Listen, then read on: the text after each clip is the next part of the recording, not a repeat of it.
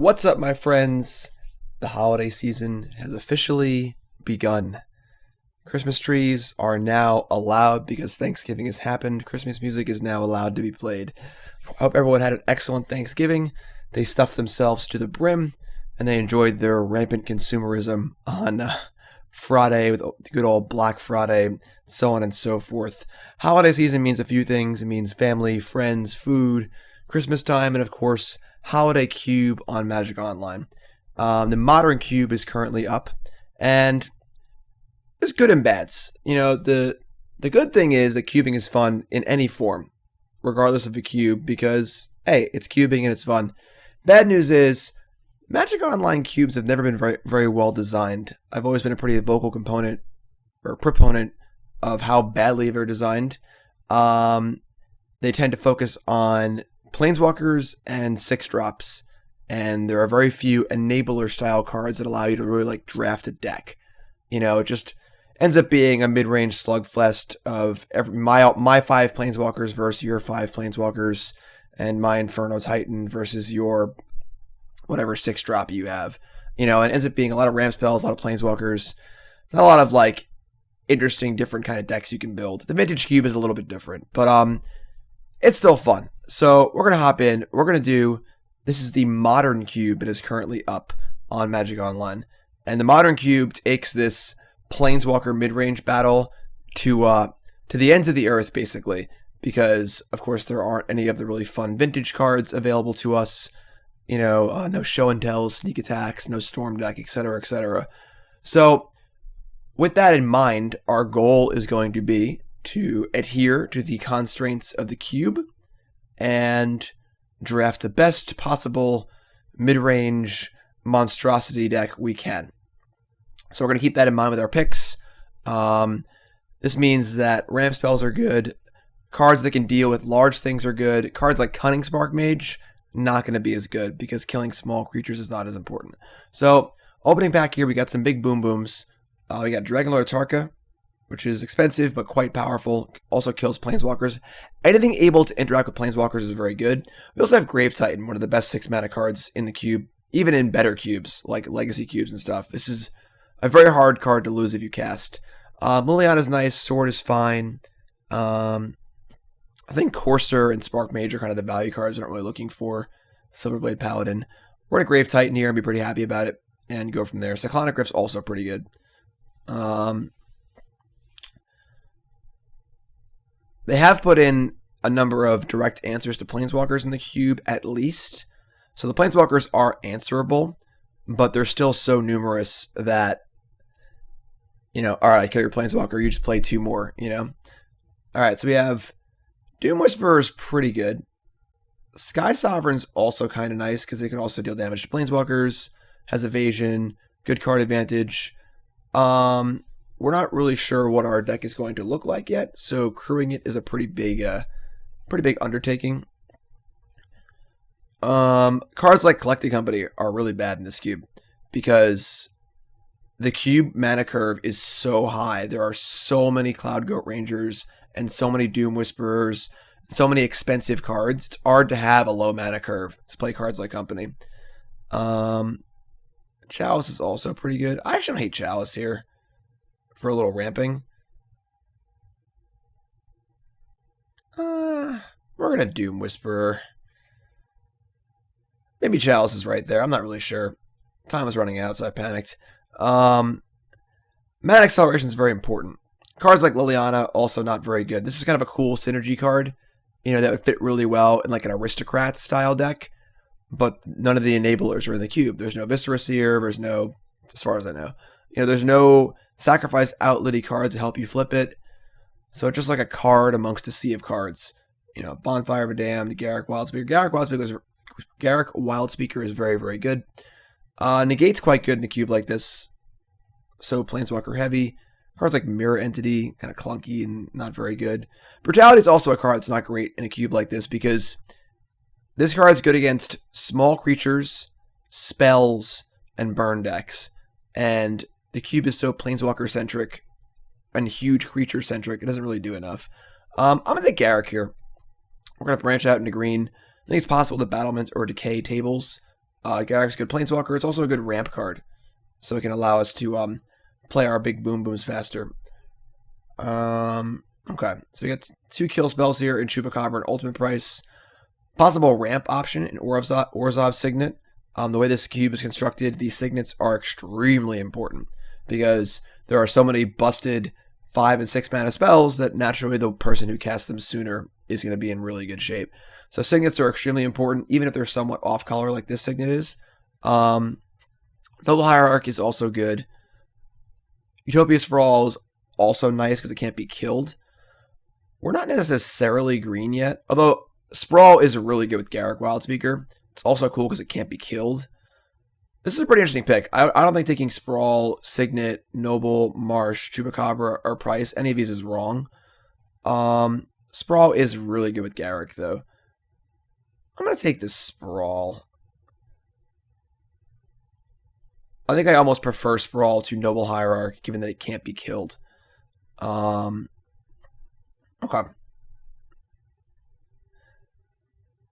The Feldar Guardian Saheeli combo is also in this cube, which is a little annoying. We've lost to that one before. Batterskull is kind of nice. I do love Oracle of Mul Daya. This is one of my favorite Magic cards of all time. I'm a huge fan of Oracle. Sword of Fire, nice. The swords are like okay. They're kind of clunky and don't match up super well against the bigger stuff in the format, unless their protection lines up. But I think I'm going to Oracle here. We do need to work on our low end. It's really important to prioritize your cheaper spells because the big dumb win conditions are kind of a dime a dozen, and the mana accelerators and low curve stuff is not. Like, you know, busted 4-drop, busted 5-drop, busted 4-drop. You know, like there's just so many big dumb things in the cube.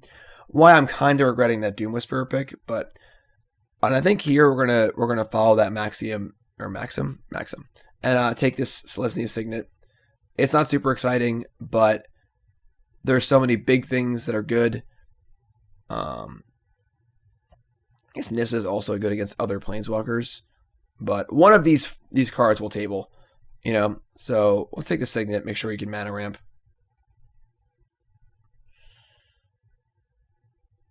It's still amazing to me they haven't fixed this bug. So black is not really coming too cleanly. We get more 4 mana, just like big 4 mana card, big 4 mana card, big 4 mana card, big 4 mana card. Hero Blade Hold is really good. So is Elspeth. Typically I prefer Planeswalkers in these scenarios. Baloth's medium. Reaper's medium. Hero's so good, though. Alright, I'm going to take the Elspeth. Knight of Autumn. So it looks like black's kind of getting cut off. Fine Finality is kind of cool, but a little pricey. Knight of Autumn is actually very nice. A card like this being so versatile, being able to play a Reclamation Sage main deck that's also just like a decent sized creature or a life buffer against an aggro deck is really nice. I like this kind of card in cube a lot. Flexibility is super nice. Journey to Nowhere is fine, but I think I'd rather just have Knight of Autumn. And then we might be moving out of black into perhaps like green-white mid-range, because every deck is mid-range. Knight of Autumn is in. Alright, yeah, the black is definitely not coming. Dragon Autarka is also really good as far as top end goes. Genesis Wave is fun.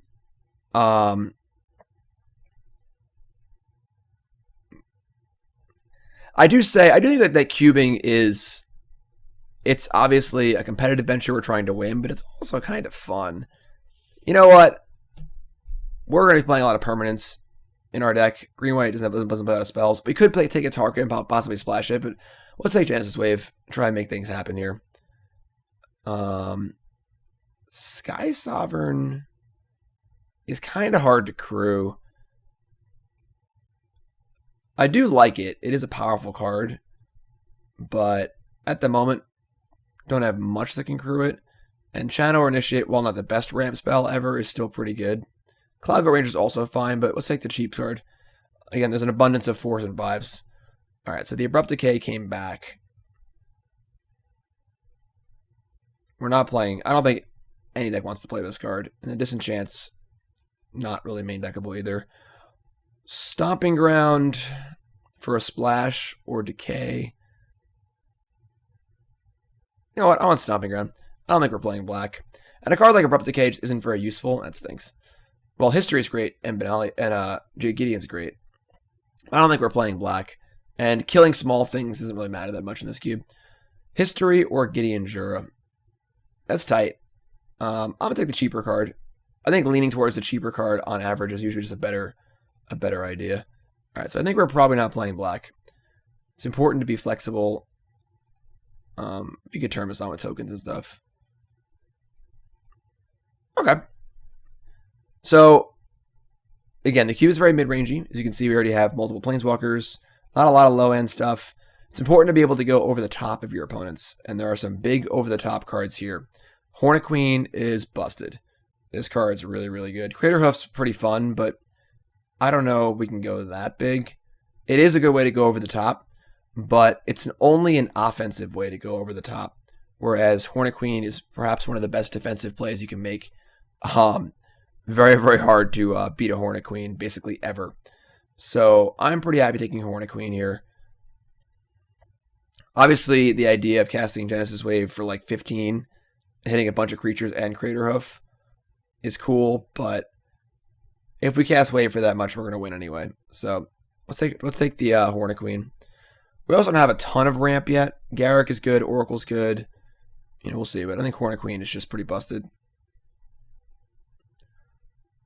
Okay. So, we already have a better Reclamation Sage.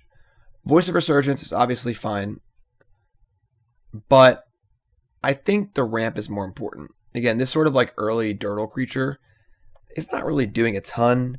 You know, it doesn't really attack planeswalkers well. It defends okay. It's fine.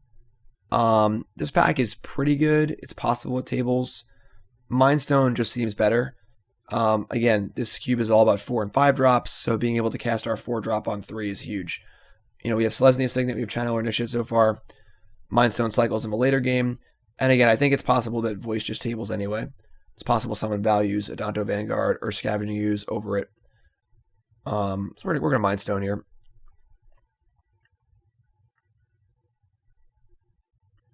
One of the most challenging things in cube design in general is to make it so the mana rocks aren't busted. This cube fails at that. I think that mana rocks are great, but it's good to design your cube in a manner where some decks want them and some decks don't. And I would say almost every deck in this cube wants them. Karn, Scion of Urza. I do like Karn, Scion of Urza. You know, it's 4 mana planeswalker. It's cool with our mana rocks because it can make bigger tokens. Just a solid card. It's also good at making land drops. When you plus it, usually you get a land.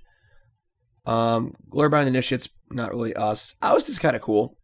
I do like Oust, but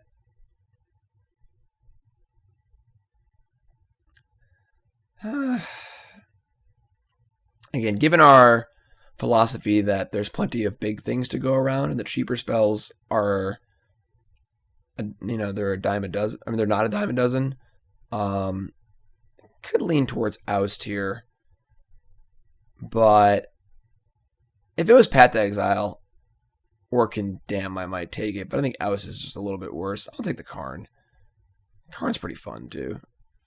We're also light on card advantage in a deck like this, so you know, green-white doesn't have a ton of card advantage.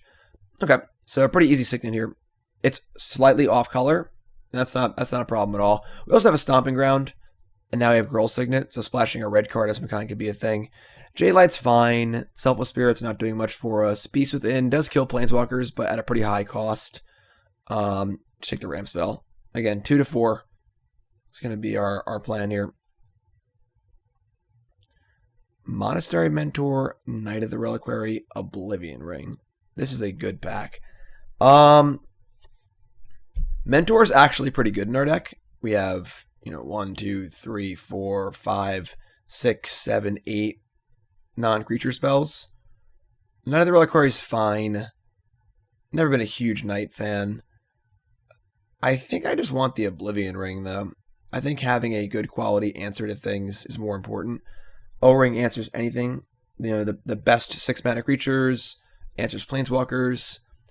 I am kind of interested in this Monastery Mentor turning all of our signets into tokens later, but something here between Knight, Tarmogoyf, and Mentor will probably table, so let's be safe and take the removal spell. It's important when you're cube drafting to understand the holes your deck is going to have and make sure you fill them. You know, if we were playing a black and blue deck, we'd have tons of answers to planeswalkers, you know, with our Heroes Downfall effects and counter spells, but green-white doesn't have a ton of answers, so it's more important to prioritize them. Okay, Kithium we're not really interested in, and that's really the only card we can play, so we'll take the Arid Mesa. Again, possible red splash, also just could get Temple Garden if we get it.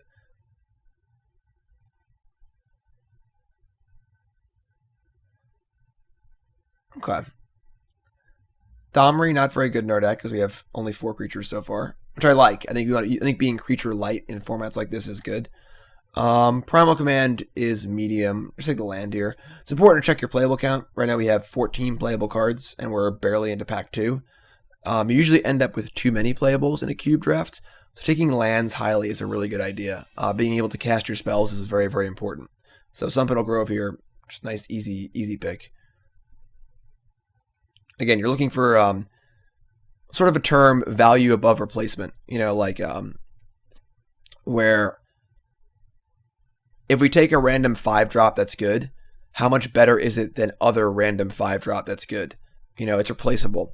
Whereas good mana fixing and good cheap cards are very irreplaceable in this cube. There only are so many signets. There are tons of dumb 5-mana cards. So it's good to value the mana fixing and the cheaper cards higher, because their value above replacement is different. I guess Blessed Alliance. I don't think we really want to play these cards. Timely, Mirren Crusader, Dragon Slayer, Clifftop Retreat. Well, we have tons of mana fixing for red.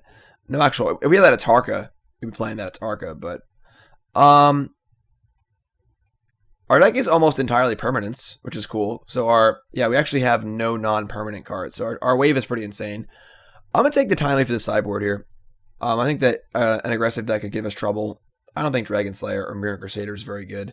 So let's take Timely for our sideboard. I'm like the voice came back. Perfect. Nice little speed bump. Oust came back too. We are in the zone here. Beast Within also came back. Okay. I might not main deck this card. And Tarmogoyf came back too? Jeez. So you can see we're just rocking on playables. Flicker Wisp. Flickering a History is kind of cool. I'm just taking Tarmogoyf though. Just cheaper. Oh my god. And so white is super open. That much is clear. We did just add a few spells to our deck in Oust and Beast Within, so it makes our wave a little bit worse. I do like the idea of wave being able to go over the top of anything. Again, it's important to kind of understand the metagame you're playing in, and in a cube like this, planeswalkers and mid-range stuff is the order of the day. Having a way to go over that is nice. All right, so Avacyn's pretty good. So is Martial Coup. Honestly, there's a lot of cards here for us. Johnny Mentor of Heroes is not particularly great. Lotus Cobra is pretty nice. Just another way to ramp from 2 to 4. It's great with Oracle of Mul Daya. Plow Under is also kind of nice. I like cards like that. But I think I like Lotus Cobra better. It's better with our ramping. It's also kind of attack planeswalkers too. Wall Omens is fine. Avacyn's pretty good. But I think I want the Lotus Cobra. It's possible we're not going to play like Tarmogoyf, Beast Within, even Channel or Initiate's like okay. I think I like the Cobra here.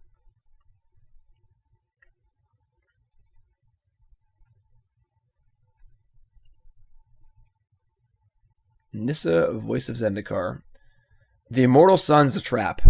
This card seems really, really good in this cube, right? Because there's planeswalkers everywhere, so being able to turn them off seems like a really cool thing. The problem is, it means you can't really play planeswalkers in your deck. You may not draw it, and then if you draw it and they kill it, it's devastatingly bad for us.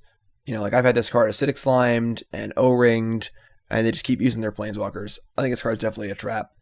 I think putting no planeswalkers in your deck and playing this card is just, it sounds cool, but it's not. Okay. This pack is pretty medium. I think I'm just going to take the land. Fetch lands are a very high priority with Lotus Cobra as well. They're good with Oracle. We don't have a dual land to get yet, but I think a Myriad Angel is kind of a dime a dozen. Nissa Voice of Zendikar is okay, but I'm just take, we have a lot of playables. Let's take the fetch land. Okay. So Xenagos the Reveler is an interesting card that's splashable but not super exciting. Mostly think I'd want to stay green-white here. I mean, Xenagos is very good with Genesis Wave also. It fits the deck pretty well. Right now we have a Stomping Ground and an Arid Mesa and a Gruul Signet. Gruul to splash. 24. We have 19 playables. I don't think I want Beast Within. I don't think I want Tarmogoyf either, honestly. Again, it's more about going big. I'm not sure if I want Oust either. Alright, I think I like Xenagos. Not super interested in Thorn Lieutenant or Dryad Greenseeker or Venerated Loxodon, so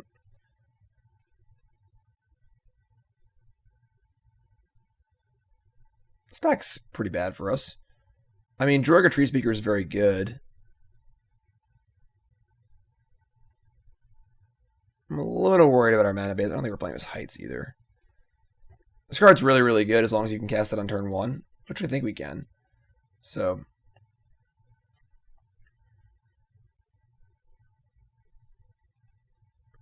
there are some powerful cards in this pack. Garruk, Apex Predator, and Dragonlord Silumgar, both insanely good because they answer planeswalkers. And they're just powerful cards in general.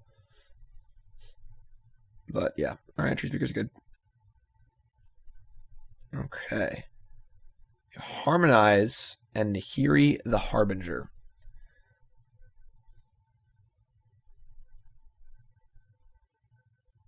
And not really interested in Declaration in Stone.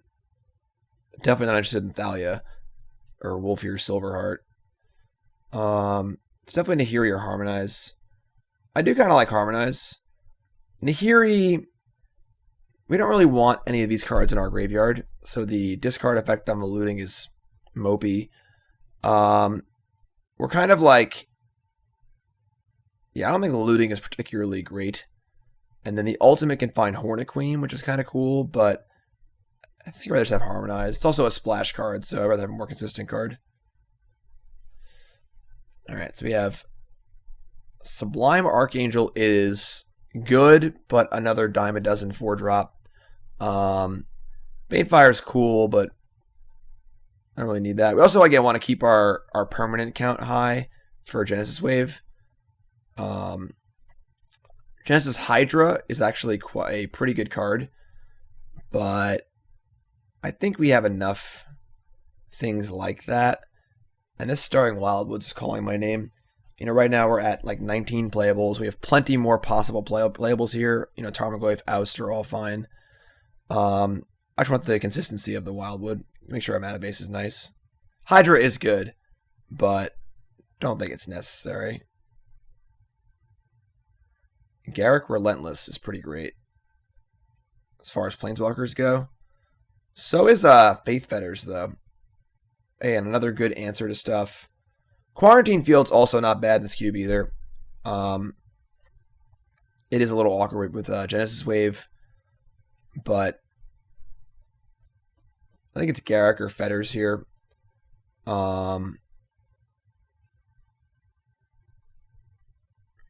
already have O-Ring as far as removal goes. This is tough. Garruk also kills small things.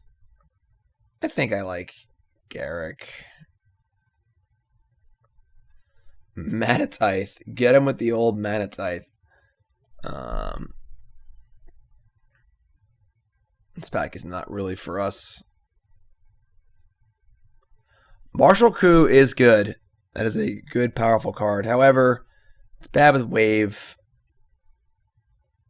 It is good, though. This is a tough one. We're at 20 playables. I mean, we don't have many creatures in our deck. Martial Coup is really good. Sort of like the white Gruul Ultimatum. I don't mind Wall. We even have 2 drops, I think. Yeah, I'll take the Martial Coup. Nissa and Demaria Angel came back. Alright, we have too many 4s. So Nissa's going to join the team. Venerated Loxodon, Overgrown Tomb. I mean, we're not casting any black cards. I don't think we're casting Venerated Loxodon either, but I guess in that case we'll just take the Overgrown Tomb in case just make someone we want to splash. Like, we're not playing Venerated Loxodon ever, so I mean, Garruk's Apex Predator is pretty good. We're not going to play it, but we could. And Nahiri comes back. Yeah, I just don't think we're that interested in Nahiri. Rakdos returned that late. Wow. Alright, and Fairgrounds Warden, I hate these kind of cards. I think they are so bad. The blowout potential is so high, it's unbelievable. You're mid-combat, they kill your thing, they get their big thing back, they kill your other thing, it's just a disaster. Alright, so we're not playing Nahiri, I don't think. I think we're going to splash for Xenagos, though. I think Xenagos is quite good in this deck. So let's take a look at what we got here. 23 cards. Alright, I don't want Nahiri. I'm totally fine putting the Oust back in. We have Oust and Harmonize, Martial Coup, and Wave. So we have 4 spells. So we have 19 permanents for Genesis Wave. So we're doing it. We're definitely doing it. In these kind of decks, I usually like to play 16 lands. So we have so much mana. So we got to add one more card.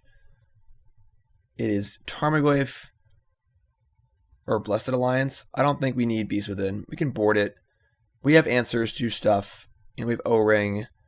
We can attack things. We have Oust. Martial Coup. If we really feel like we need it, we can board it in, but I'm not super huge on it just as like a fair card. The downside is pretty significant. And Goyf is fine. We have Planeswalkers and enchantments and all sorts of stuff. Plays well with Garruk, like untap 2, play Goyf.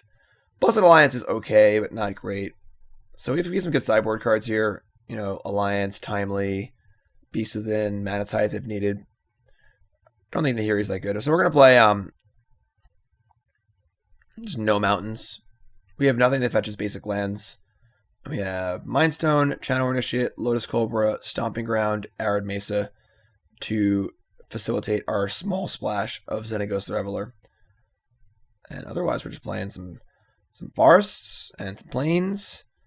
Arid Mesa and Marsh Flats are both plains, essentially. So I'm pretty happy playing 3 plains, 7 forests. Both Signets make green. I do want to have a green source on turn 1 for Treespeaker or Opt. And this allows me 1, 2, 9 sources of that. So I think I'm... Oh, nope, we just shorted us a land. Yeah, so we have 8, 9 sources of green on turn 1. We have 1, 2, 3, 4, 5, 6, 7 white sources. Signet is 8. Cobra's 9. Channeler 10. Sprawl 11. Histories are only super early double white. I think that's fine. I kind of want to add another... maybe add a plains. We could play as Windbrisk Heights. It's like a little ambitious. But we do have Nissa and History and Token Makers and stuff. And any free spell is just great. It's a little greedy.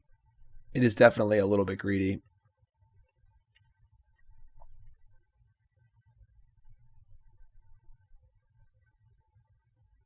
Yeah.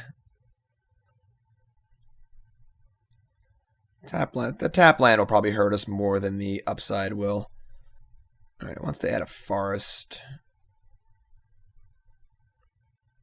Add a plains. Alright, Oh, that's 41.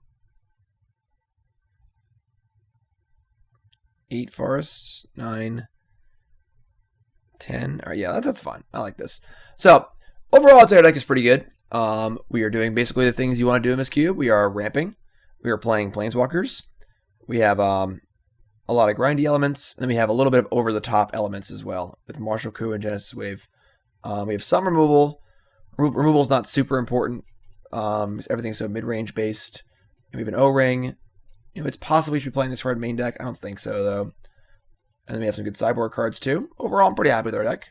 This is mostly where you want to be in this cube. You know, it's not the most exciting thing in the world, but it's how it works. Mid-range Dirtle Fest. Population us.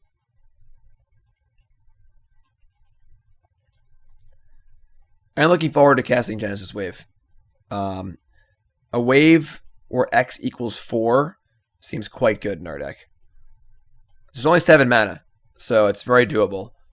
And then if we go bigger than that, you know, we have Oracle, Garruk, Xenagos as our big mana outlets. You know, obviously Lotus Cobra, Treespeaker, a couple Signets, make some land drops, also do that as well. Nice. Nice hand. So we're on the play here. I mean, this is if these two cards weren't Martial Coup and Genesis Wave, I might just keep because we scry any green source to the top over. So we have 3 looks at a green source for Channel and shit. I might just keep anyway, honestly. Going to 5 feels awful. And we have our scry. I guess we have 2 looks at it. If we're on the draw, I think this is a keep. On the play, maybe it's not enough looks. We have 2 looks for a green source. We have 10 green sources. Maybe 11 or 12. Yeah, we got a mulligan here, unfortunately. If this was like a 3-drop and a 2-drop, I could see keeping, but these cards are effectively blank forever. So, good start, good start. Or we can bottom that.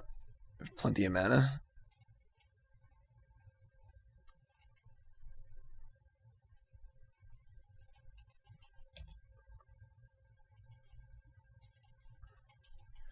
Just got to get ourselves something to play here. I mean, that is a card. Again, all things considered, our mana curve is actually pretty lean. We mostly cap out on 4, and we have the 2 big effects. We have 3 big effects. We have Hornet Queen, Martial Coup, and Genesis Wave. And then everything else costs 4 or less, which is good in a cube like this, because it's very easy to play like a million 5-drops and not have a curve. Let's just play a big creature here. I'm not sure what they're doing, but a 4/3 is good against most things. So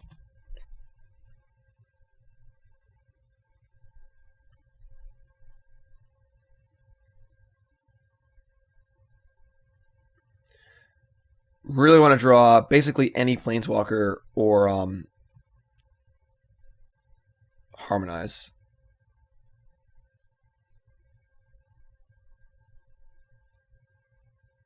This is a pretty easy block, I think.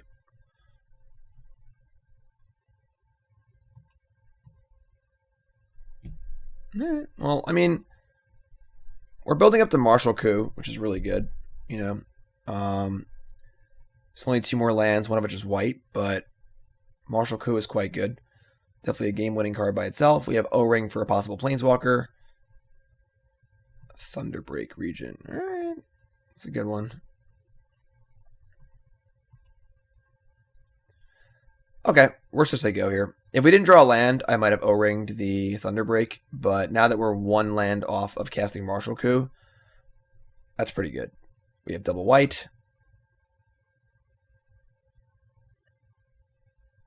That's a lot of damage. All right, let's draw this land, please.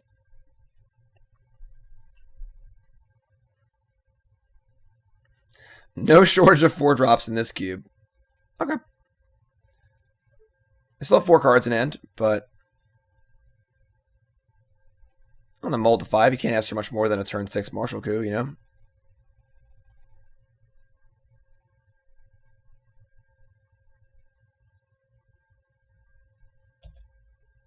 No Goblin Chain Whirler.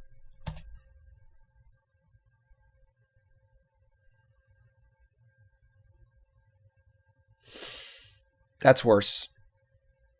That's worse. You have 3 cards left now. Yeah, can't let that one live.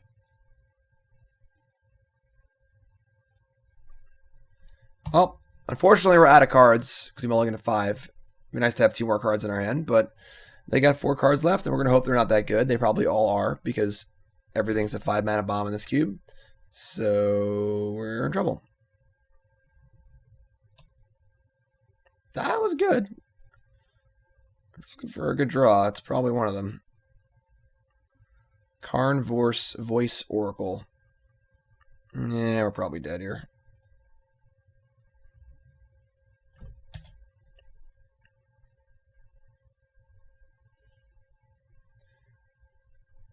They have a way to crew the Sky Sovereign. We're probably in big trouble. Oh my god.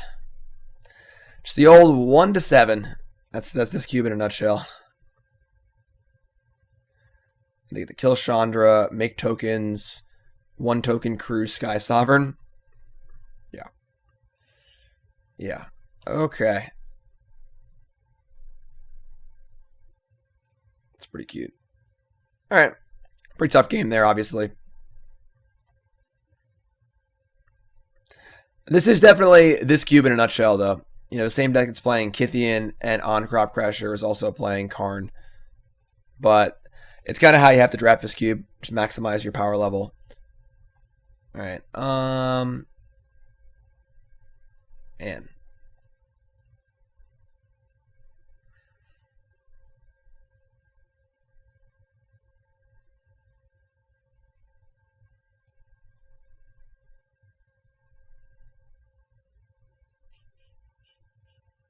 Like, it's hard to know how aggressive they actually are. You know, if I hadn't seen the big Chandra and Karn, I might want to bring in this timely reinforcements. But, you know, I think I want this. I kind of want the Blessed Alliance. I'm not sure what I want to cut, though. I'm just going to keep it as is. Like, we're on the play. We need to have, like, a reasonable hand, I think. And get our Planeswalkers going before theirs get going.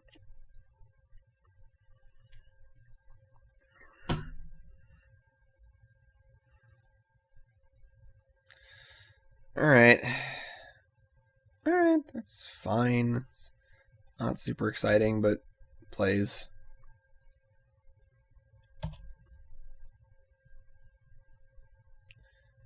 Kythian. We're going to be pretty stingy with this Oblivion Ring. I'm going to save it for something big.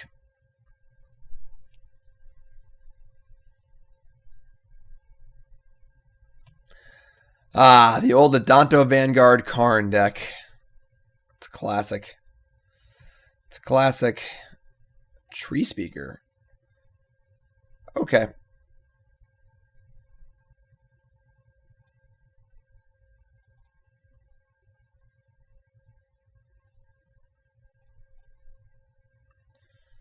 I mean, set up for Elspeth next turn.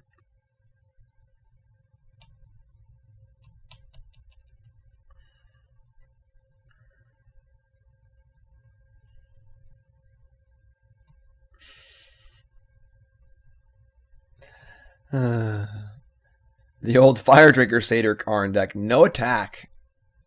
Okay, that's interesting. That was pretty good. I believe that allows us to play Elspeth and Garruk. Let's see, we have 2, 4. Yep, it certainly does.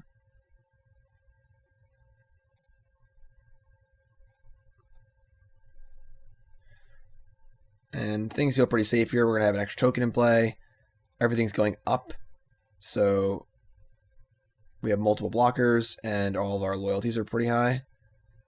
Not a bad turn. Treespeaker, pretty good.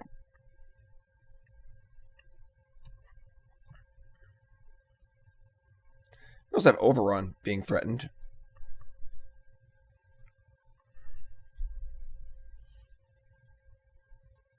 That's a scary one. That's the one card that I was scared of because it allows them to have a creature and to remove a blocker. So they can make it so voice can't block. Their attacks aren't great, but they're going to kill one of our planeswalkers here.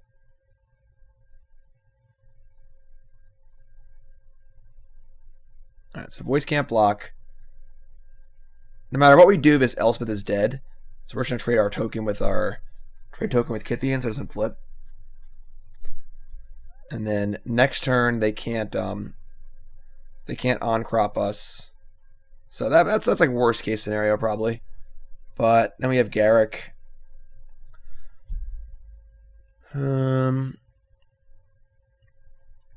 Probably just make a beast.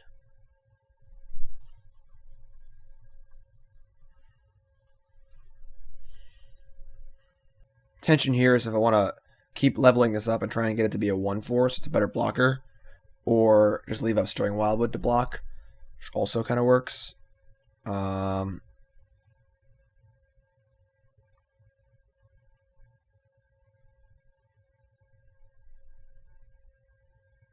Probably just leave Wildwood up to block.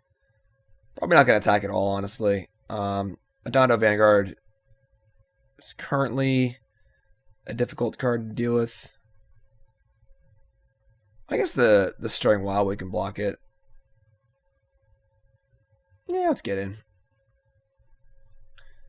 Damage is important because the Vanguard paying life matters. So we also have a possible overrun coming soon. And then maybe we just fire up at least one level on. You can fire up a level on the Treespeaker. And then we can Stirring Wildwood if we need to. Still have a 3/3 to block the Fire Drinker Satyr.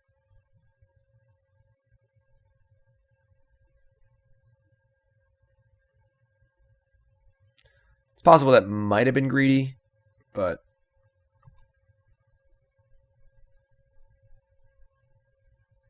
they shouldn't have too many ways to deal with. That's Fire Drinker by itself attacking Garruk. I kind of want to fire up the Wildwood and just double block. Like, just deal 1,000,000 damage to this Fire Drinker Satyr and make them tap mana and take damage also. Like, this is pretty nice.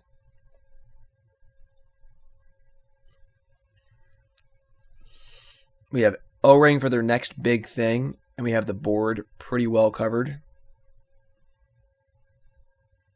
Yeah, sure. So they're taking a solid 7 damage here, making their Vanguard pretty bad. Thalia Heretic Cathar. That card's good. Utopia Sprawl. Alright. So the 3/3 we're going to get from Garruk isn't super exciting, but it still plays. I'm sorry, it comes in tap, never mind.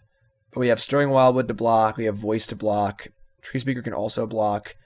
Crasher can turn something off, but at cost to them for sure. They only have 2 cards left. And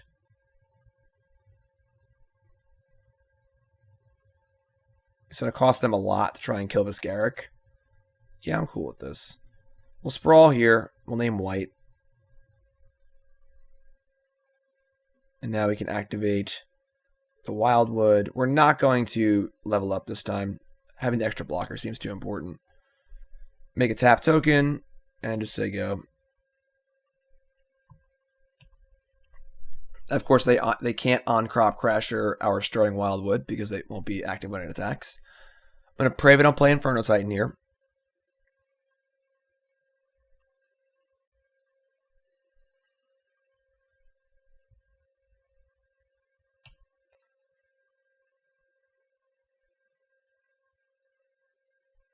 Alright, so everything attacks Garruk. Crasher will exert on the Voice. We fire up the Wildwood.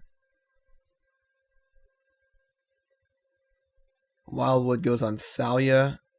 I think Treespeaker goes on Vanguard. If they pay 4 life, I'm pretty happy here, I think. The only downside to this would be if we drew Genesis Wave or Martial Coup. I guess if we could also draw the bees.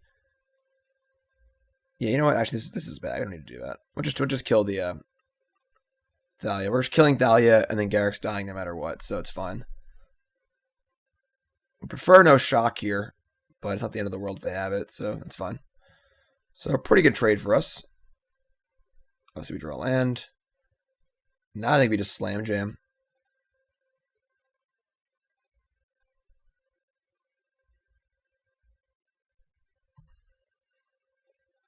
Attack for 1,000,000.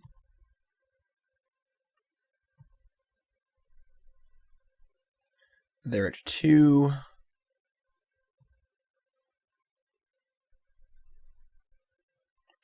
And yeah, things look pretty good here. They're going to go land Karn, but I don't think that matters. All right, cool. So kind of a weird game. We didn't really like go over the top super hard. We did cast 2 planeswalkers in 1 turn. So that's a thing. I think I want that timely reinforcements. And I think I want to cut, as much as I hate to say it, maybe we cut the Genesis Wave. They seem a little fast. I know I cast Karn that game, but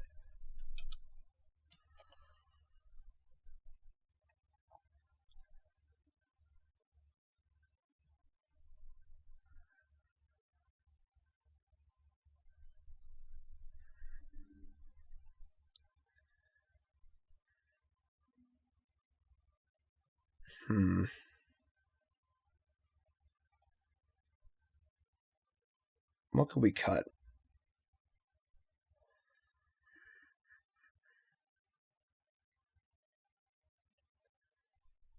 Maybe it's Oracle of Mul Daya. I do love Oracle of Mul Daya, but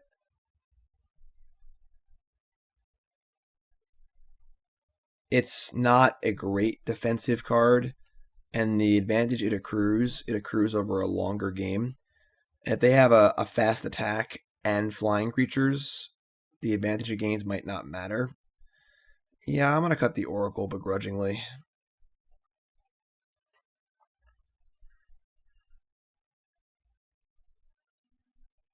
Can't cut the wave too, you know? We're going to cast an awesome Genesis Wave. All right? I promise you. We're going to have a great Genesis Wave at some point in this draft. All right, this hand's pretty good. We have Lotus Cobra fetch land if we draw another land.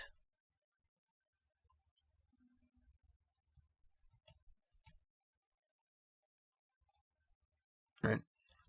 I also like the idea of going Garruk, untap, play Voice. That's a pretty nice defensive measure. Land. Sweet. So now it's got to be Lotus Cobra.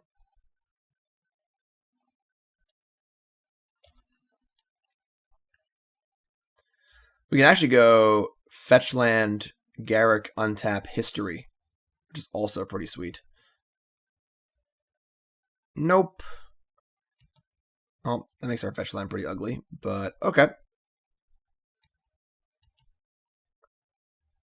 And turn 3 Thalia. That's pretty good. On the play, no less. So either way, our land comes in untapped or comes in tapped. That stinks, man. I guess we're playing Channeler.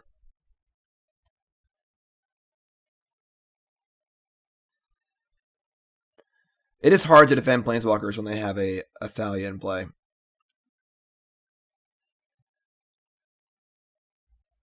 Might just be racing to Hornet Queen.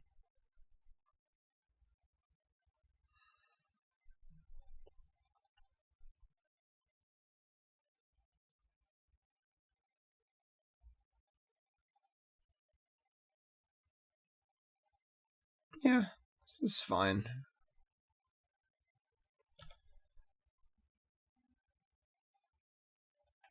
I mean, Garruk is still good.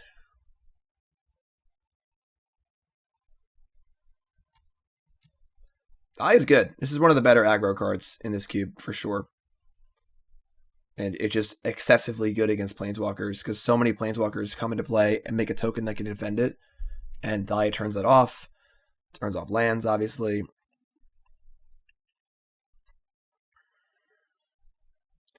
Next turn might be History and Voice.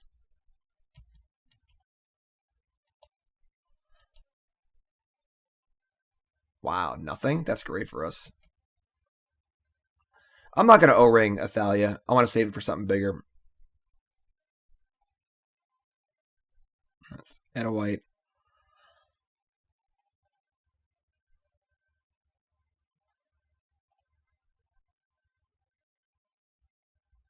I doubt they have some sort of Wrath of God. Even if they do, we have Planeswalkers in our hand. And we're playing a Voice, so... Kind of Restoration Angel. That'd be kind of a tilt. Nope. They have Char. Sure. And they love dealing damage to themselves, that's for sure. They could have charred it before I took my turns. I couldn't get mana. But now we're in good shape. Because now we can cast Garruk. Banefire the Voice. Alright. And we're about to attack for a lot. So this is a ambitious attack on their part. Karn. Karn's kind of cool too. We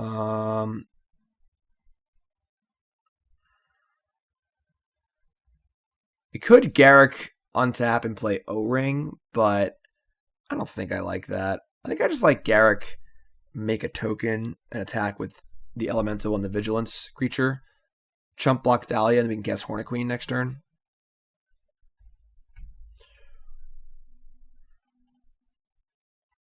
You have a Stirring Wildwood here too, so...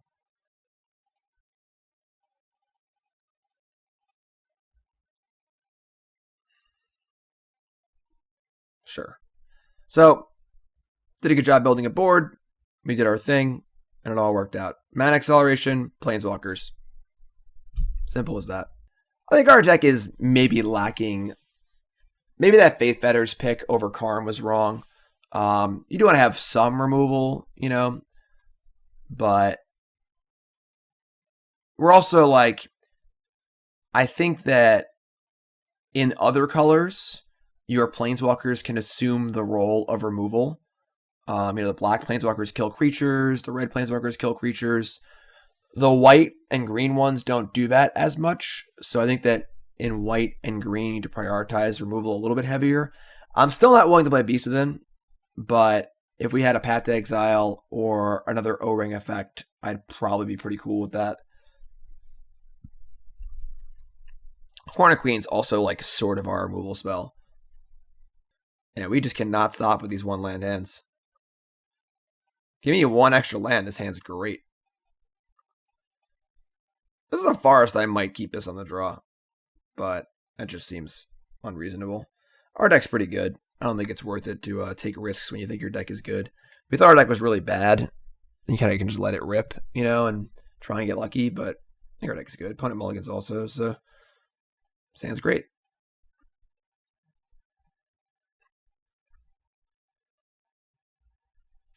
We'll top that. I want to guarantee a Karn on turn 3.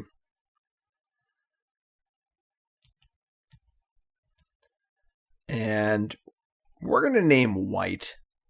We have Martial Coup already in our hand. We have double white cards in our deck. We have literally one green card in our deck. And we have plenty of sources. I'd rather just ensure that we have enough mana for Martial Coup or History and things like that. Well, the second forest feels pretty bad, but suppose we are building towards Martial Coup, so it's casual 0-1 for 2.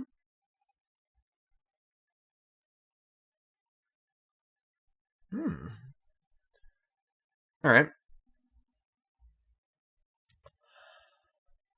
Stomping Ground. I think I'm fine with resolving Karn here. Could make a token to try and pressure this Jace. But they're playing red, and they have ways to kill Karn. I don't think them drawing a card or two is going to matter. We'll just draw our own cards too, you know? And they reveal Forest Treespeaker. So getting Forest 100% of the time, which is fine.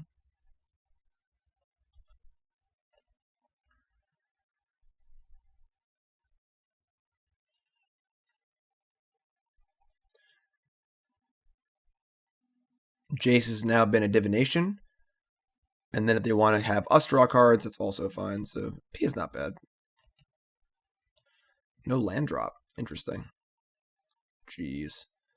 Alright. I don't want Treespeaker, so we're going to plus Karn. Forest, Knight of Autumn. Alright. Definitely not ideal. We could cast Martial Coup here. Just make some tokens to pressure his Jace. And also makes our Tarmogoyf have some amount of power.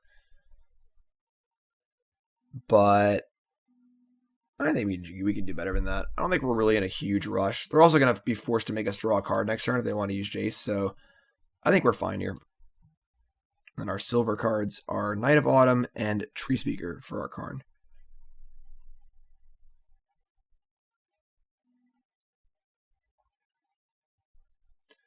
Each player draws.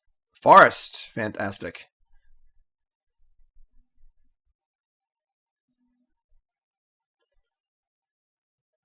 Good Knight of Autumn and kill the Thopter. We'll see what they do. Like, Karn's not going anywhere for at least a turn or two, you know? Karn's on 4, sure. That's a pretty good one.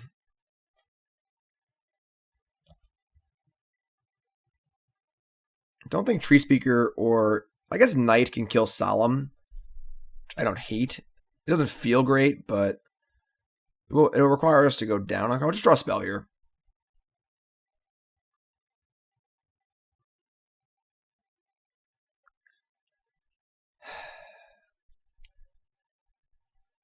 I really want to save O-Ring for bigger threats. I don't want to just fire. I have a fetch land. I should have fetched earlier to make this bigger. Doesn't really matter, I guess. I could have made go for 2/3. It's fine. Yeah, I could have fetched earlier and attacked this for 1, right? Have I had this the whole time? Yeah, maybe. All right, it happens. Whatever.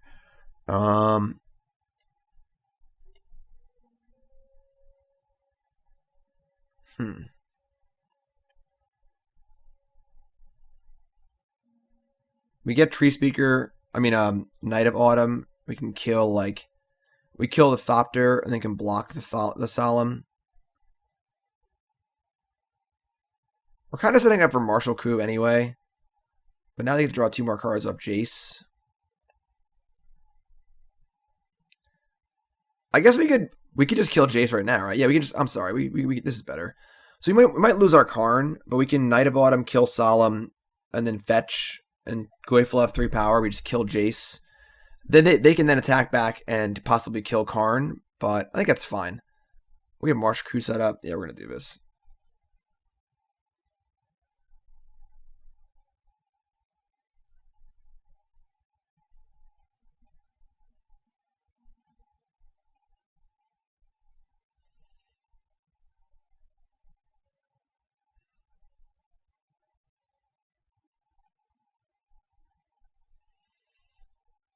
Play Knight. Get our Goyf going here.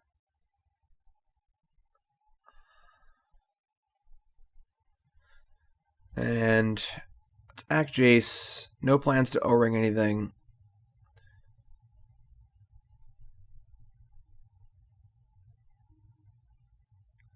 I think this might be our Genesis Wave game. I got a feeling. They do have a full 7 cards in hand, so and they're probably mostly spells because they missed the land drop early. So it's a little scary. A little scary.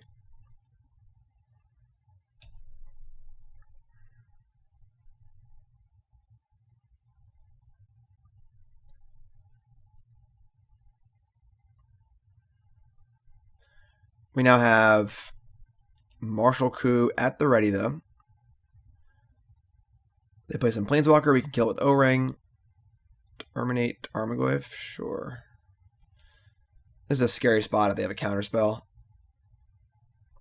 Please play another spell.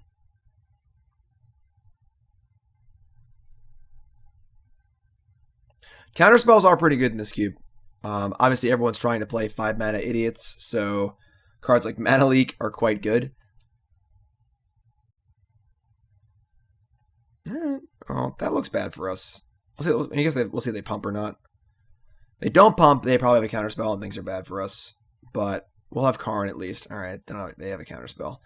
That's bad.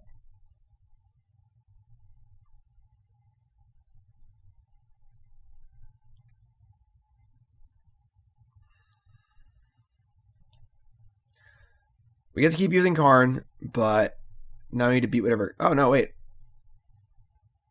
That's interesting. Sure. So now we get to Martial Coup, make 1 billion tokens, and still have Karn in play, which is dope. No Force Spike in this cube. They discard Careful Consideration and Goblin Rabblemaster. Their hand must be juiced. Alright. We draw Garruk Wildspeaker. Damn, we're 1 off of going Wildspeaker untap Martial Coup. Right? 2, 3, 4, 5, 6, 7. Yeah, that stinks. Alright. Plus Oracle, Stirring Wildwood. We get Stirring Wildwood? Sure. Alright.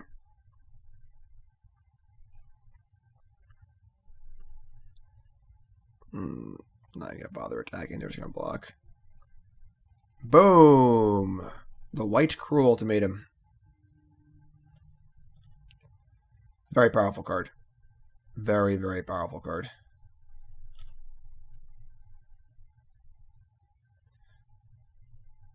And they have Inferno Titan. Also a very powerful card. They might just kill Karn here. Which isn't the end of the world. I mean, if they kill Karn, we get to go Wildwood, Garruk, O-Ring. 1, 1, and 1. Alright. That's interesting. Now we can get Oracle if we want and start playing a lot of lands. It's kind of cool. Garruk effectively costs 1 mana because we untap stuff. Oracle, Garruk. We can go Oracle into Garruk into O-Ring. That feels pretty good. Let's do it.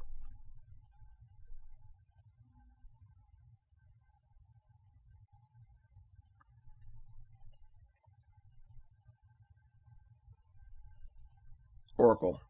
Land up the top. Elspeth on top. Garruk. Untap 2. O-Ring. Not too shabby. So they may have a way to bounce the O-Ring, but they should not be able to outright destroy it. Unless they have like Karn or Ugin. Ugin's pretty good. Ugin's probably one of the aces of the cube, because Ugin is a big busted planeswalker that goes over the top of all the other busted planeswalkers. So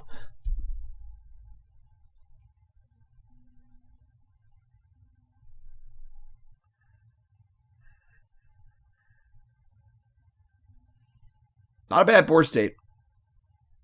Not a bad board state.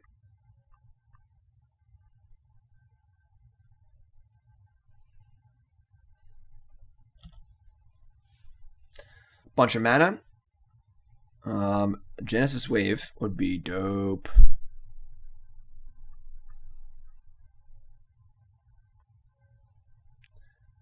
This is nice. You know, it's the holidays. We get to relax a little bit. There aren't a ton of tournaments on the schedule coming up. I mean, SCG Con is coming in a few weeks. And then after that, it's like the super holidays where it's just like sit back and relax. There aren't really many events. I'll be doing some more fun content on those weeks, kind of like this, where it's a little more fun, a little more relaxed. You know, we're usually focusing on tournaments and trying to prepare for events and what deck list are we playing, what's our sideboard going to be. It's fun to just relax sometimes and remember that Magic's just a game. You know, this is just fun. Even though this cube is pretty poorly constructed and not the best cube ever, it's still fun.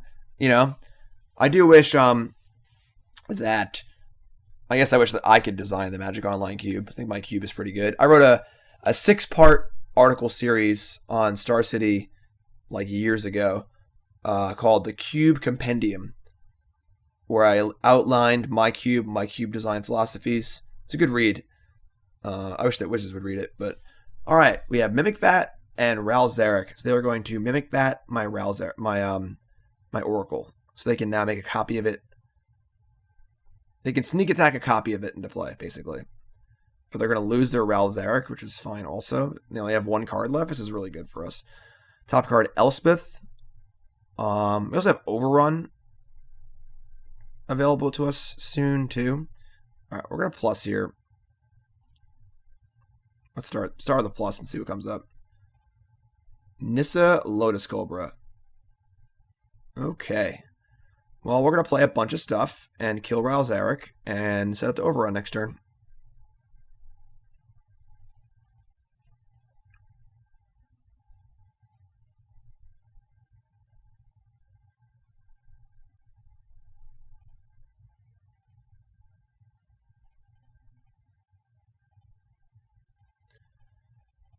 History.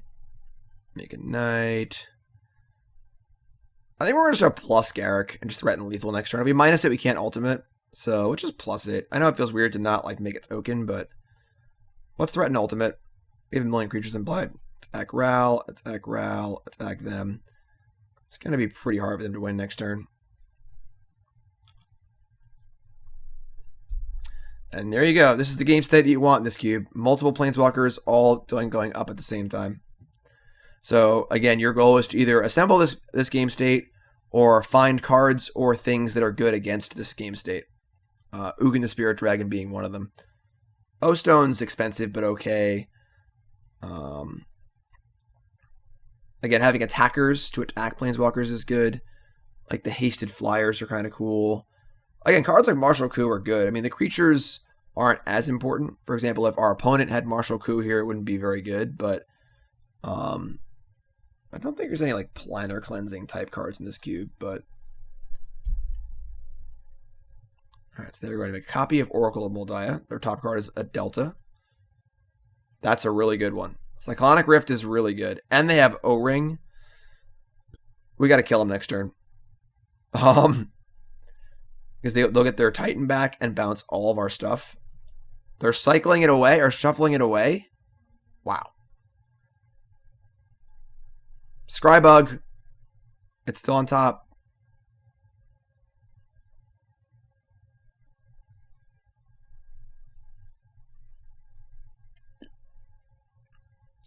So yeah, we're going for the ultimate next turn. On Garruk. Flashback looting. Well, that works for me because they can't. Ooh, they got a Fork Bolt too. Fork Bolt's actually really good. That kills 2 of my creatures, and they can still cast Cyclonic Rift. Wow. Well, if they cast it, okay, this is fine. So this is their plan. They want to just bounce this and cast Fork Bolt. They have to kill most of my creatures, but we just get to re-O-ring the Inferno Titan.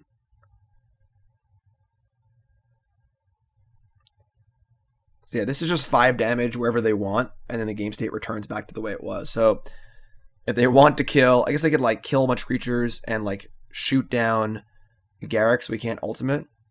Sure.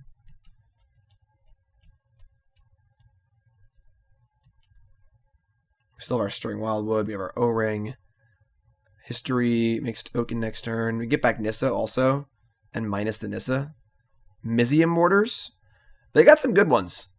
Our opponent's deck, they have Nicol Bolas too. Our opponent's deck seems good. They do have a lot of the good tools that you'd want. Mizium Mortars is great. You just need these big sort of like 6-mana Haymaker effects to win in this cube. You can't build like a cool low to the ground deck really. I guess I got attack with the Oracle of Mul Daya too, right? Alright, that wasn't a bad turn for them. I don't think it was great, but they attack Karn probably. We'll block. Right? I mean, they have Mizium Mortars next turn, so let's just keep our stuff around.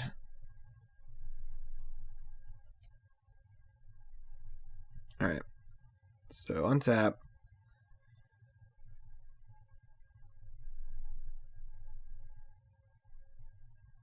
Xenagos is cool. I mean, Nissa's cool too.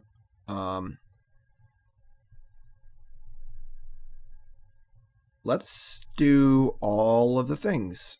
So we're going to O-ring. Do I have enough mana to do all the things? Probably, right? It's 4, 3, 3. It's 10, 3, 6, 7, 8, 9, 10. Yeah, it's perfect. I might just plus Garruk anyway, too. So let's get, yeah, let's do all this. Eat that.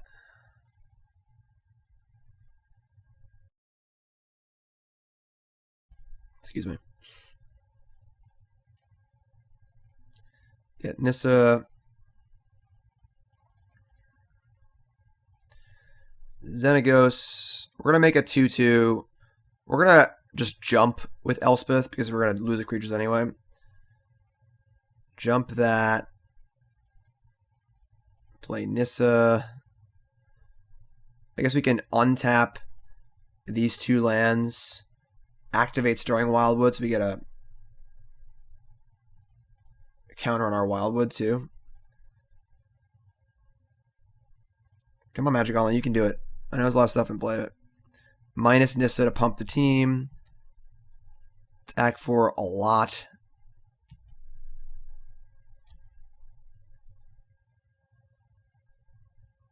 So they go to 5. Could I have killed them?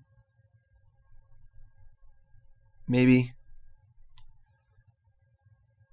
They're dead next turn, whatever. Maybe I could have killed them with the Stirring Wildwood. Nah, I don't think so. Whatever. They're just dead. Who cares? We have 5 Planeswalkers in play or whatever. Like, the game's just over. Cool. So we gotta watch out. They do have Mizzium Mortars. They do have Cyclonic Rift. They do have a lot of the powerful, like, game breaker kind of cards that are good against us. So we need to be aware of that. I almost might be interested in Mana Tithe, because Mana Tithe is great against both of those expensive cards as well as Inferno Titan. Inferno Titan is very good against us. Oust still seems good. I don't think I want Busted. Yeah, I'm going to bring Mana Tithe. Let's get him. And we're going to cut perhaps Night of Autumn. Didn't really show us a ton of good targets for Night of Autumn. Honestly, possibly cut the Hornet Queen. If they ever get Hornet Queen under Mimic Bat, I guess they have Bat for Night of Autumn.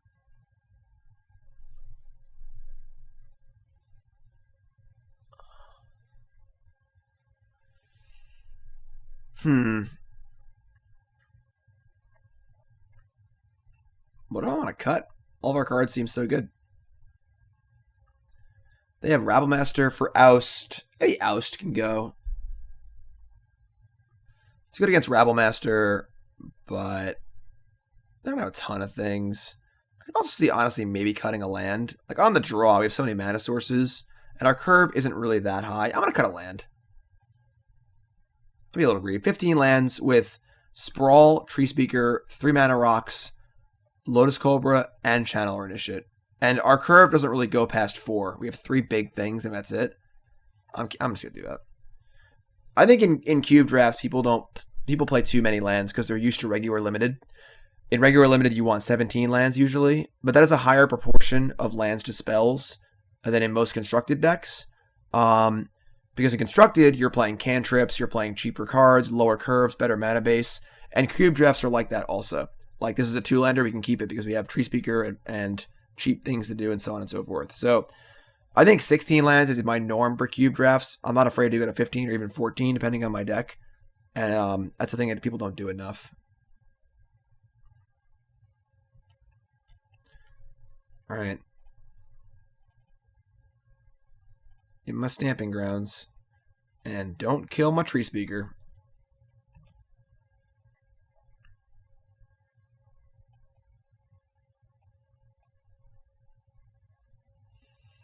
We're going to hold on to this for a little bit.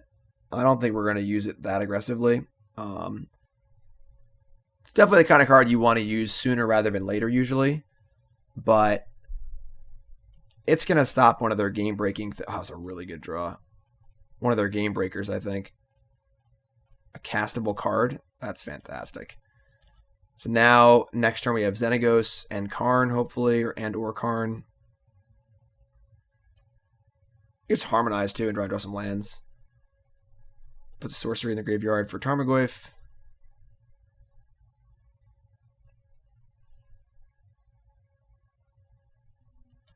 Interesting. They could have a counterspell here.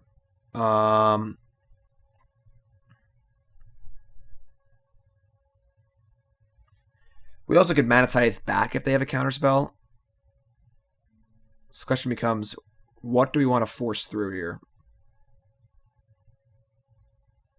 It's probably Xenagos. If we didn't draw land, I'm more interested in Harmonize, but we're making a land drop this turn. I think I like Xenagos. They have like a 3-mana counterspell. We can Mana Tithe it. Alright.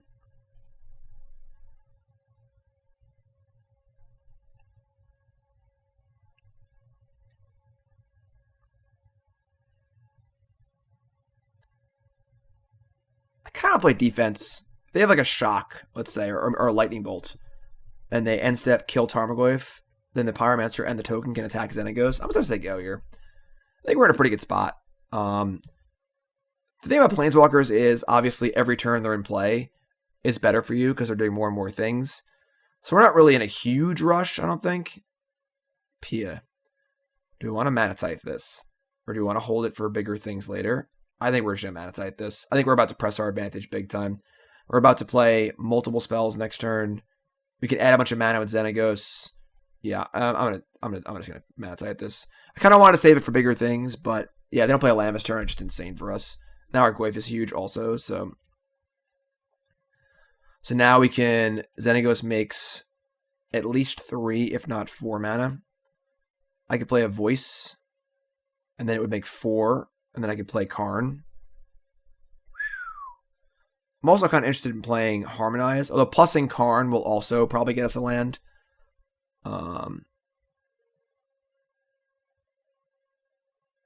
Green-white, cast that, cast that. So we cast a creature.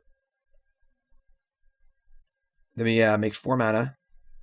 Play Sprawl, play Karn. Yeah, we're in really good shape here.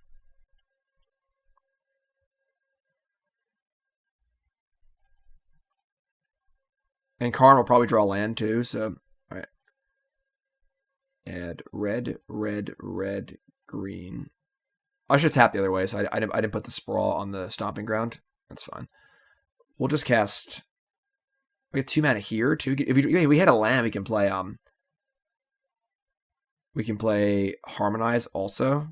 Maybe we just play Harmonize first then. Try and draw a land. We Harmonize, and if we draw a land, we can play Karn. Yeah, I like that. Wow! Now we have a Lotus Cobra too, or Elspeth. Can't cast Elspeth. We can cast Elspeth with Utopia Sprawl. Damn. Mana Acceleration and Planeswalker, it's all you need. It's all you need.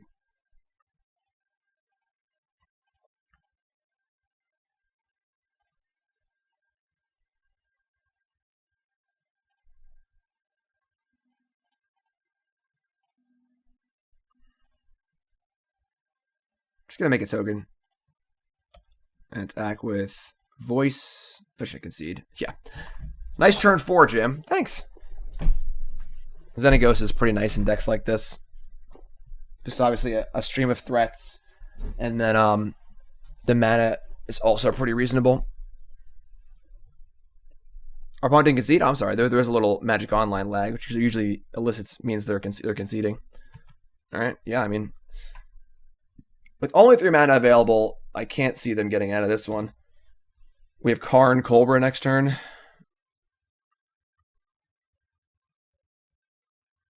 Alright, that's actually...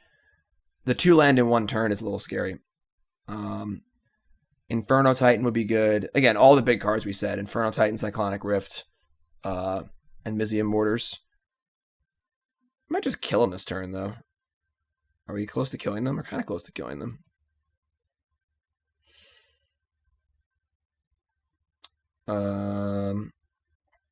If we cast O-Ring, make a token, and jump, they're taking at least 7, so they're at 6, and then 2 the other's dead. Alright, cool.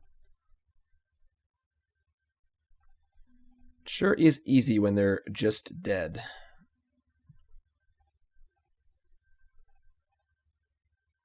Oh, I misclicked! Well, that's annoying. I obviously meant to jump my Tarmogoyf like I said I was going to, but I didn't because I misclicked. But I think we're still okay. That's very annoying, but fine. I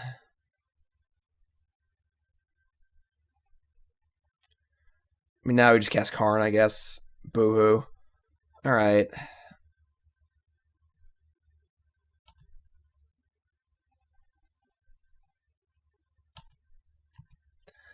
Still think it's almost impossible to lose, but we did misclick our Elspeth, unfortunately. Got a little excited. So they chump block. We play Karn. We plus Karn. They reveal Nissa and Hornet Queen.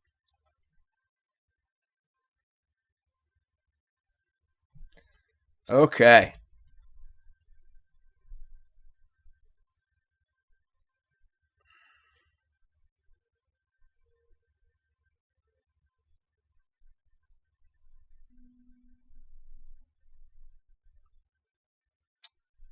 Mizian Mortars or Inferno Titan just ain't really doing it.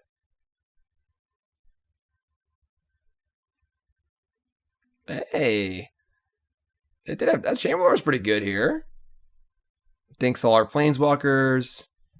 Kills our soldiers. They're still dead on board, but it's cool. It's cool. 2-0. We're doing it the way you're supposed to do it.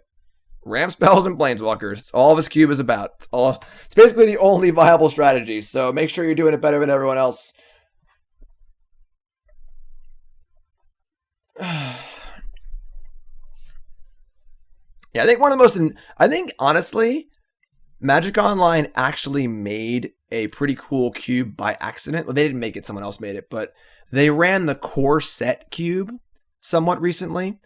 And that one was actually pretty fun. It wasn't perfect, but there were cards like, I can't think of anything off the top of my head, but the basic premise was that it was just every card, all the cards from core sets.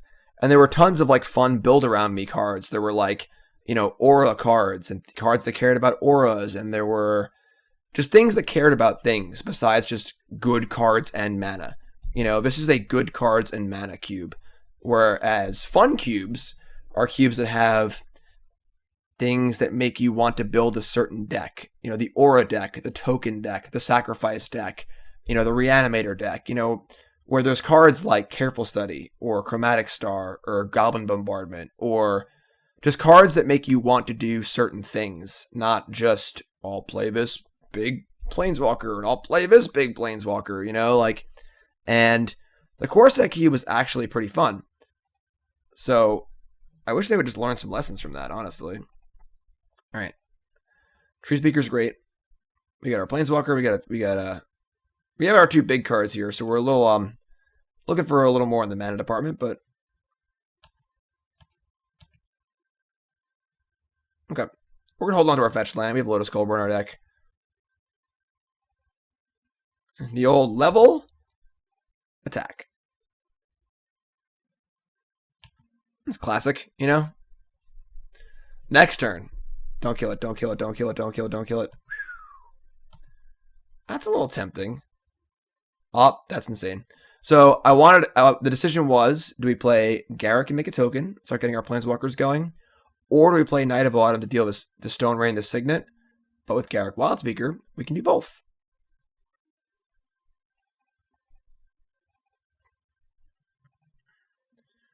We got a fetch here. I think I want a white source.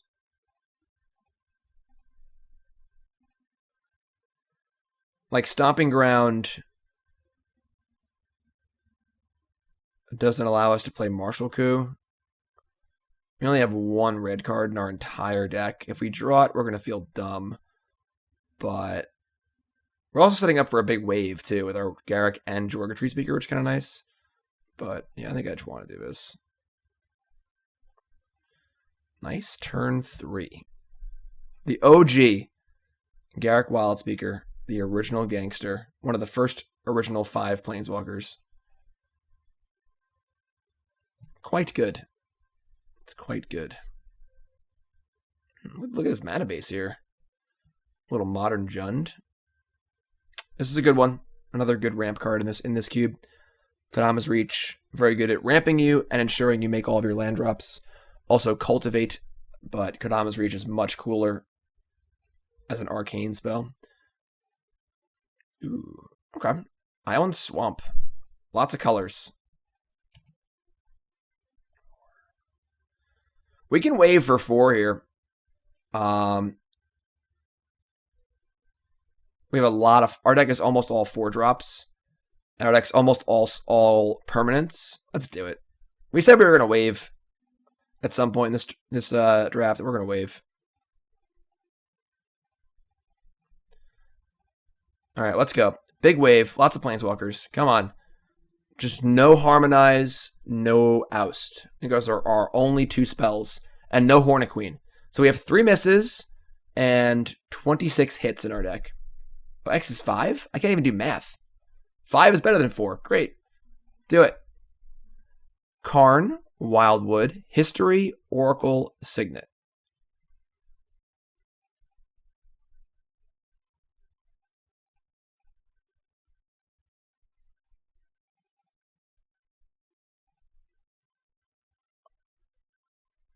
Wowzers. Wowzers. Do we make a token with Karn or plus Karn? I'll make a token, I guess. There's dead next turn to the overrun, right? We've already played 1 land too, so we can't play any more lands. You've done the maximum on that. Yeah, let's make a token. And we'll level up this little Treespeaker just in case. How's that for a turn? Good turn 4? What do you guys think? I'm happy. We got to not only Genesis Wave, but hit a really good one. Coalition Relic. They're still setting up. Hero's Downfall on Garruk. Alright, well, they are still alive. Top card, Forest. So, we get to Lotus Cobra and start making some mana with Oracle of Mul Daya. Make a mana. Make a white. Make a mana. Make it green. I think we just play... Make a token again, I think. Can this Wildwood attack? It can. Play Garruk. Make a wolf. Make a token. I have too much stuff in play. Activate Wildwood. Attack with everything. Is it lethal? Probably.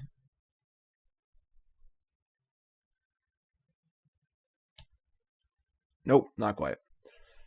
So what can they have to beat us here? They need to beat the 2 Planeswalkers and the Stirring Wildwood and my board. They can't cast Ugin yet. Ugin wouldn't even do it. Nicol Bolas. Target opponent exiles cards from top of their library until they exile a non-land. They cast it for free.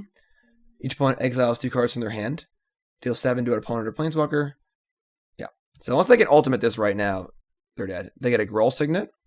Gruul Signet. Gruul. It's Gruul. Sounds like drool. It's Gruul. You got my Gruul Signet. They have Hero's Downfall. They have some of the good cards. They have the ramp spells and the stuff. We just did it better. All right. I'm once again interested in Mana Tithe. And I'm not super interested in maybe Oust. Actually, I'm not just going to cut a land of a draw again. I think, again, 15 land is fun. Oust is...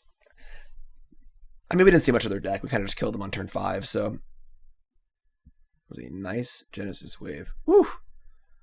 Woo! Look at this hand. Keep. Lotus Cobra, Garruk, Mana Tithe, Hornet Queen. Damn.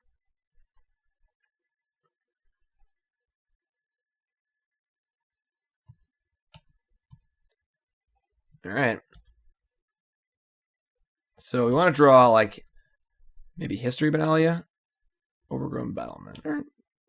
Tarmogoyf, that plays. Well, now we can go Garruk, Tarmogoyf, Manatithe. That's pretty good. Ah.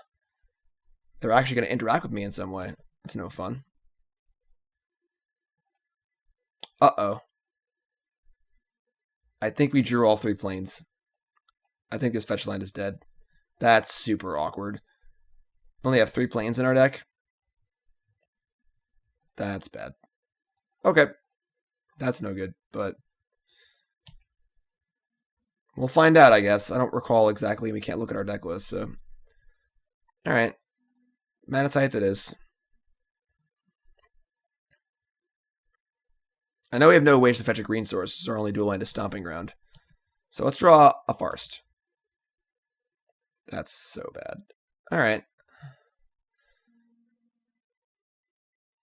I think we just fetch. It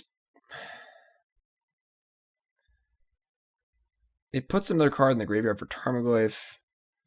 I guess if we draw a Running Forest, we can cast Hornet Queen. Alright, I guess we don't. They have 2 cards left. Hopefully they're not good. Because this hand has just got really awkward really fast.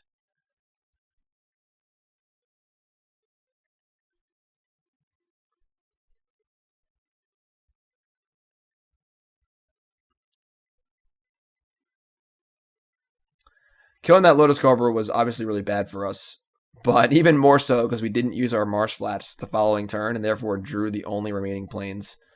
So they hadn't killed that, we would have gone turn 2 Cobra, turn 3 Garruk, or fetch land, make mana, Garruk, untap, Tarmogoyf, Manatithe your next play. Would have been so nice. Coalition Relic, alright. How about a Forest? How about no? Alright, this is actually not that bad. Forest, Oust. I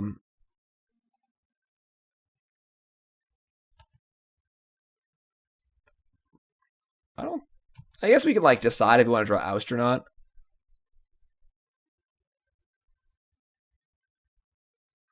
It could deal 1 extra point of damage. Having the ability to draw or not draw Oust is actually kind of nice. Also, the fetch land is good with the Oracle of Mul Daya in play, so even without a land to get, this fetch land still has some value. Not a ton, but we're getting into scary range though here. We've missed some pressure, and now they have Relic going, and they have infinite mana of any colors they want.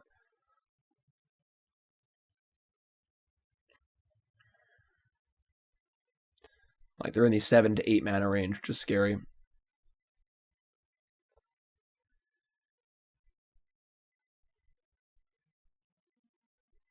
This even ousting Battlement's not bad. Just like Stone Rains them and makes them draw it again 2 turns later. Oust is really, really good against mana creatures. Like, they go turn 1 bird, you go turn 1 Oust. Now, not only have you killed their bird, but they're also drawing up Birds of Paradise in 2 turns, which they don't want to draw on turn 4, so, or 3 or whatever it is.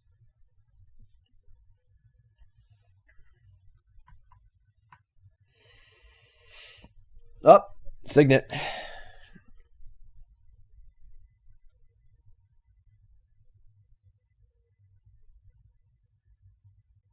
Karnos is good. Karnos is a very good card.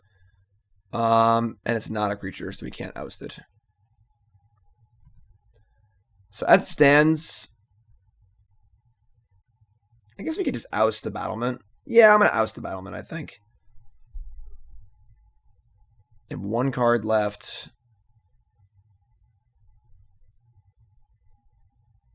Yeah, I'd rather just keep the fetch land for our turn, so we can look for more lands top of our deck. Yeah, that's fine. I guess we'll draw step. No, that's not gonna matter. Never mind. All right, so Elspeth, Knight-Errant. That card is good, but we're going to shuffle and probably fail to find. Yeah, all right, that stinks. So very unlucky to draw our 3 basic planes, but that's life. Top card. Ooh, but why are we all so big up here? Land. Land. Alright. Well, now you can cast Hornet Queen. The question is, do we want to cast Hornet Queen? Probably. Again, then we have Hornet Queen into Nissa minus. That feels pretty good. Alright. Must have Garruk next turn, too. Yeah, this is a pretty good. Kurnos is good, but a few random lightning bolts is probably not going to matter. They're going to need some sort of massive rule spell to deal with this Hornet Queen. Otherwise, next turn gets really filthy with Nissa and Garruk and Oust. They reveal on islands, they draw an extra card, which is ideal. So no bolt. So their hand is island, spells, or card.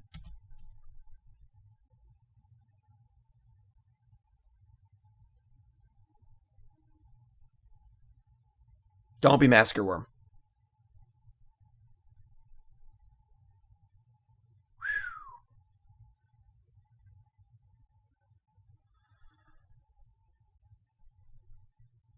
I don't know what this is going to be.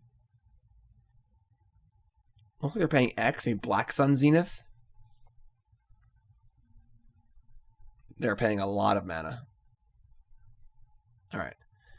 So it was Black Sun Zenith, which is pretty good, but we still have Garruk and Garruk. I suppose if this thing can start lightning bolting, things get scary. But we have Stirring Wildwood too, honestly. Garruk, untap 2. Garruk. Token. Yeah.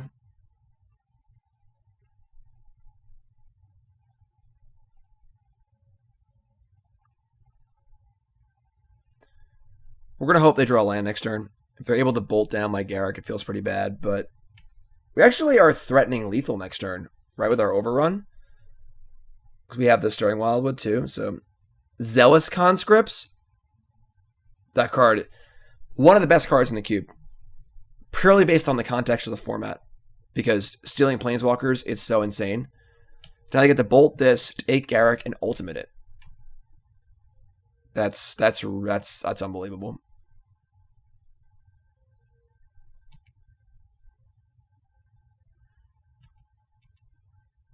Yeah, this is one of the best cards in this cube. Do not pass this card. Probably want to splash it if you can.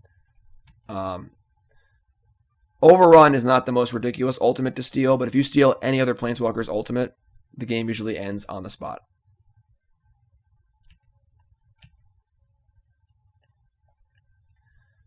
Okay, that's not the worst.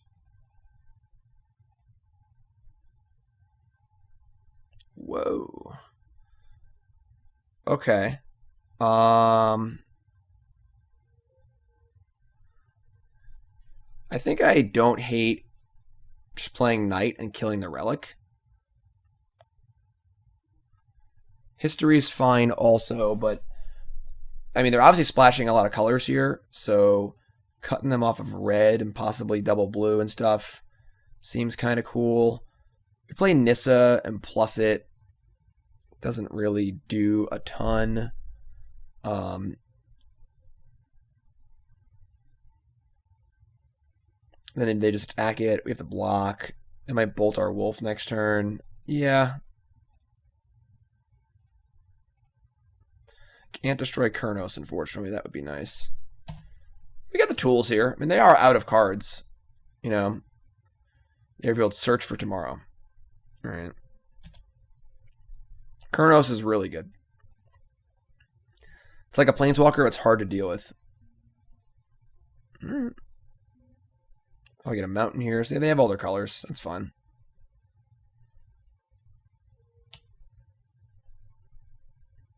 That was the bomb. Best draw in our deck, probably by a mile.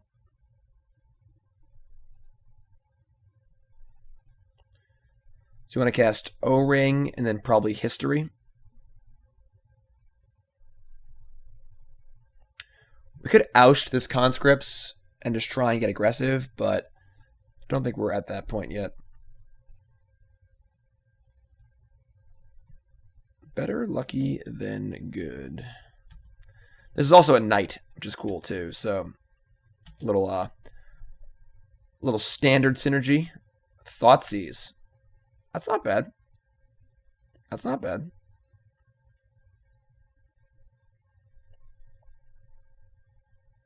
Nissa's definitely was a nice part of our plan, but they're going to 8 now, so we're still in good shape.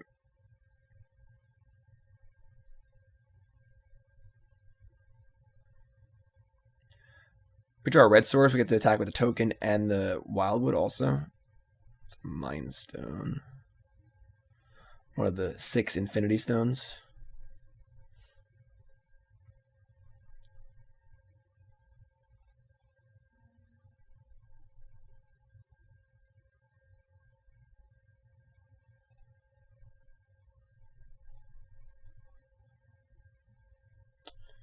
Okay, we're just going to oust and attack and set up for next turn. Ousting Zealous Conscripts is not really the best thing ever, but let's put some dead on board, and the Conscripts doesn't really matter anyway. And they're dead. Cool. Timely O-Ring there. That was a little lucky, but I'll take it. 3-0, and that's how you draft the Modern Cube. It's as simple as that. It really is not a complicated... it's not complicated, which is why, it's not the best cube. It's kind of simple, but this is how you do it. You want ram spells. You want a lot of powerful planeswalkers and a few good top-end cards. I think that we're light a removal spell or two. I think taking... I don't recall what we took over the Faith Fetters. Might have been Karn. Karn was pretty good for us, but I wouldn't mind having a second Faith Fetters effect. Other than that, though, our deck's pretty good. Our mana base could be a little bit better. But for the most part, this is how you want to do it. While you're drafting, it's very, very important to, again, prioritize cards' value over replacement. You can't replace Joraga Treespeaker. There's only one in the cube. There's a few Birds of Paradise and Noble Hierarchs, but there are only a small amount of 1-mana accelerators. Same thing with Signets. There are only a few of these and you really want them. Same thing with Oblivion Ring effects and stuff like that.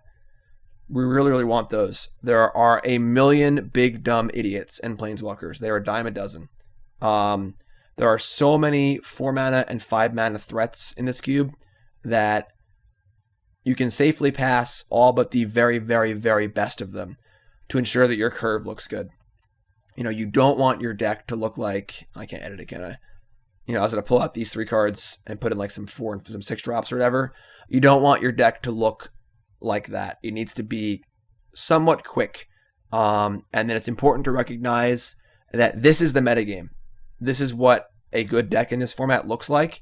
So cards that are good against planeswalkers, cards that are good against expensive creatures, counter spells, things of that nature are going to be quite good.